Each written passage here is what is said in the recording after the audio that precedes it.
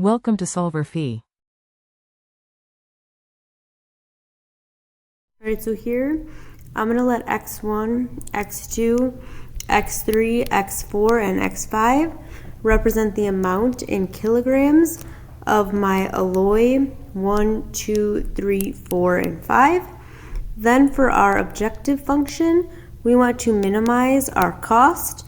So we want to minimize our cost function, which we can write as 110x1 plus 100x2 plus 125x3 plus 120x4 plus 135x5. Then we need to write our constraints. We need to make sure our new alloy has our percentages of copper, brass, and silver.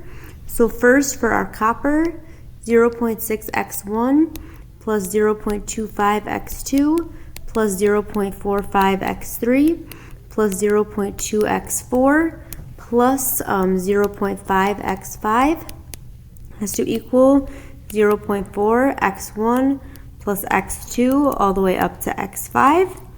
And then for our next constraint, for our brass, 0.1x1 plus 0.15x2 plus 0.45x3 plus 0.5x4 plus 0.4x5 has to be equal to 0.35x1 plus x2 all the way up to x5.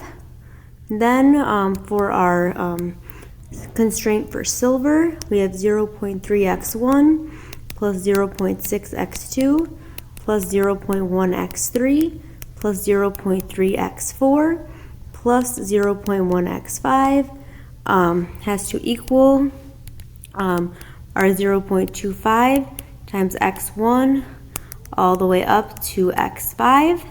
Then we want to have our non-negativity strings. We know that x1 all the way up to x5 have to be greater than or equal to 0.